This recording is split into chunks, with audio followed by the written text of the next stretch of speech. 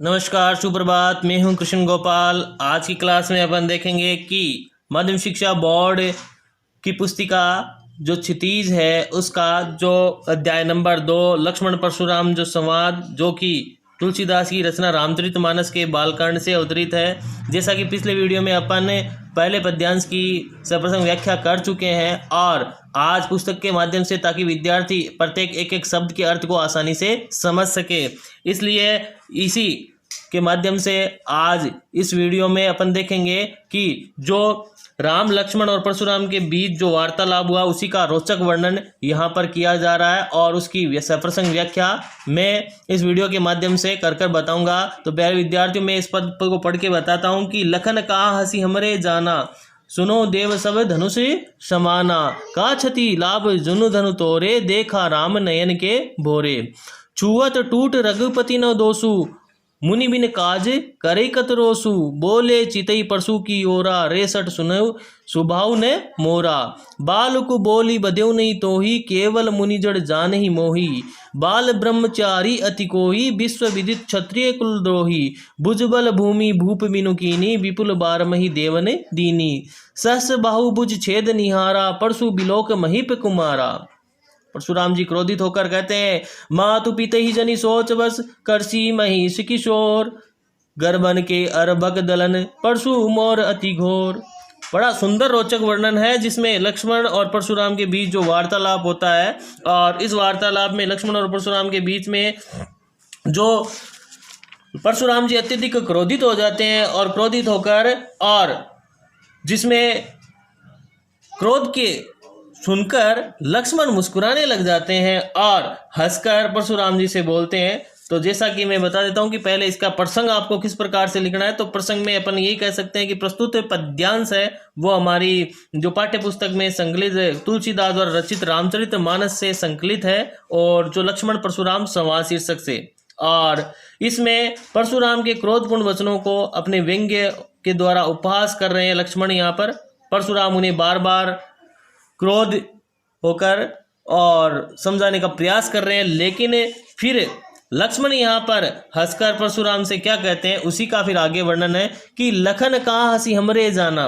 लक्ष्मण कहते हैं हंसकर, बोले हे देव, मेरी समझ में, सुनो देव सब धनुष समाना, कि मेरी समझ में सारे धनुष एक समान है। लखन यानी लक्ष्मण, कहा यानी कहकर, हंसी यानी हंसकर, और मुस्कुराकर हंसकर बोले हैं, और हमने जाना, हम तो इतना जानते हैं कि मेरी समझ में तो सुनो देव सब धनुष समाना, सुनो देव अर्थात देव यहाँ परशुराम जी के लिए कि हे देव परशुराम जी, मेरी समझ में तो सारे जो धनुष है वो एक समान ही है। और फिर कहते हैं, का छति लाभ जुनू धनु तोरे, देखा राम नयन के बोरे। जिस प्रकार से भैया श्री राम के द्वारा जो शिव का धनुष तोड़ा गया है, लक्ष्मण जी कह रहे हैं कि पुराने धनुष को तोड़ने से क्या लाभ क्या हानि हुई।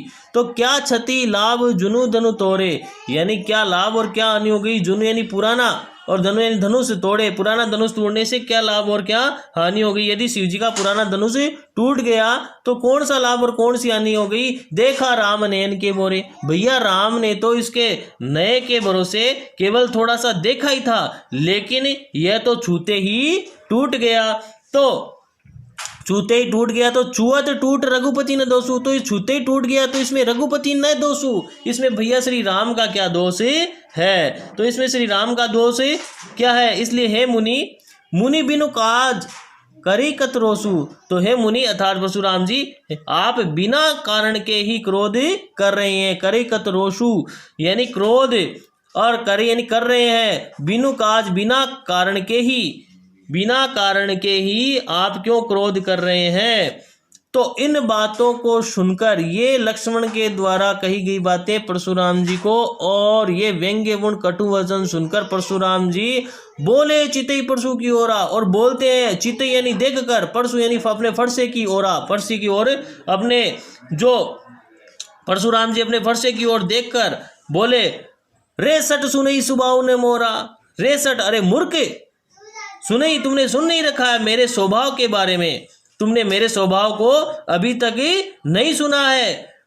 क्या नहीं सुना है कि सुनई रेसठ सुनई सुभाव ने मोरा, बालक बोली बदेव नहीं तो ही, केवल मुनि जड़ जाने मोई। कि तुमने मेरे स्वभाव को भी सुन रखा है, तुम बालक समझकर तुम्हें छोड़ रहा हूँ। बालक बोली बदेव नहीं तो ही, मैं तुम्हें बालक समझकर बदेव यानी मार नहीं रहा हूँ। केवल मुनि जड़ जाने मोई, केवल और केवल तुम मुझे क्या मुनि जड़ जाने मोनी यानी कि साधारण सामान्य नीरा मुनि समझ रहे हो। जड़ मुनि यानी नीरा मुनि, जाने यानी जानते हो और समझ रहे हो, मोई यानी मुझे।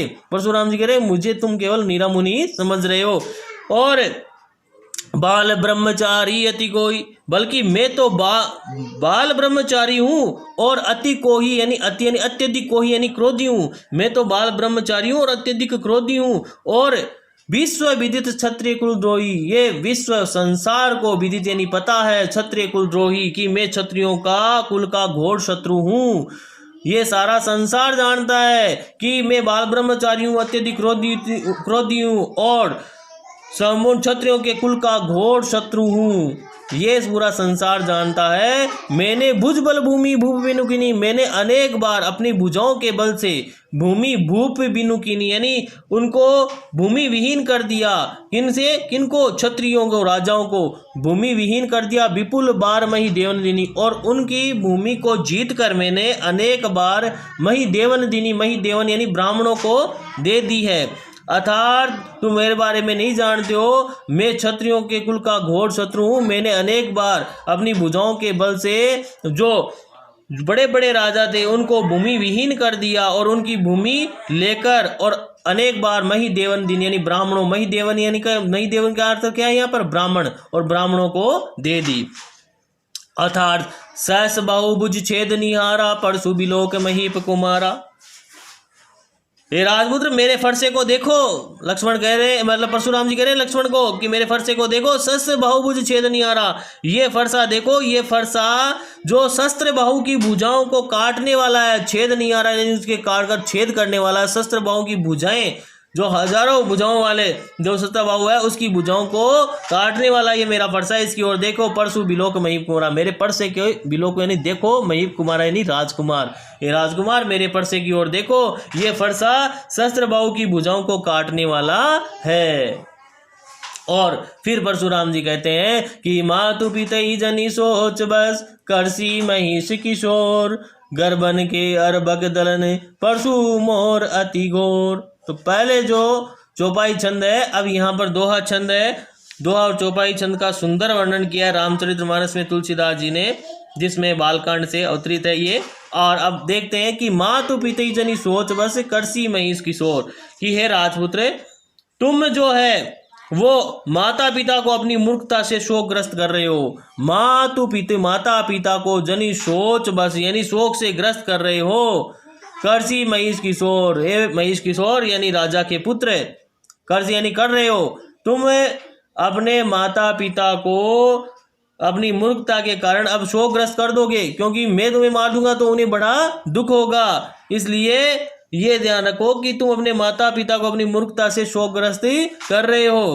तो तुम्हें पता नहीं कि गर्भन के अर्भक दलन परशु मोर अति घोर, ये मेरा फरसा है वो क्षत्रियों के जो गर्भ में स्थित, जो गर्भन यानी गर्भ में स्थित के अर्भक यानी शिशुओं को यानी बच्चों को, दलन यानी मर्दन करने वाला, मारने वाला, परशु मोर अति घोर, यह फरसा अत्यधिक भयंकर अर्थात विनाशकारी है। यानी मेरी फरसे की गर्जना से जो क्षत्रियों के गर्भ में पल रहा शिशु भी मर जाता है। इसलिए मेरे फरसे की ओर देखो, यह अत्यधिक भयंकर और विनाशकारी है। इस प्रकार से परशुराम जी लक्ष्मण को कहते हैं इस पद्यांश में। तो और इस पद्यांश की इस प्रकार से आप व्याख्या कर सकते हैं। और मैं बता दूं, इसमें जो प्रसंग में आप ये लिख सकते हैं कि जो सुंदर इसमें अभिव्यक्ति की गई है रामचरितमानस का जो बालकांड है उससे तो अवतरित है ही, ये तो आपको प्रसंग में लिखना है। लेकिन इसकी जो भाषा है, कौन सी भाषा है इसकी, अवधि भाषा, वो आप विशेष में लिख सकते हैं। और दोहा और चौपाई छंद का सुंदर प्रयोग किया गया है और व्यंग्य में और समाज शैली इसमें है, ये आप विशेष में लिख सकते हैं।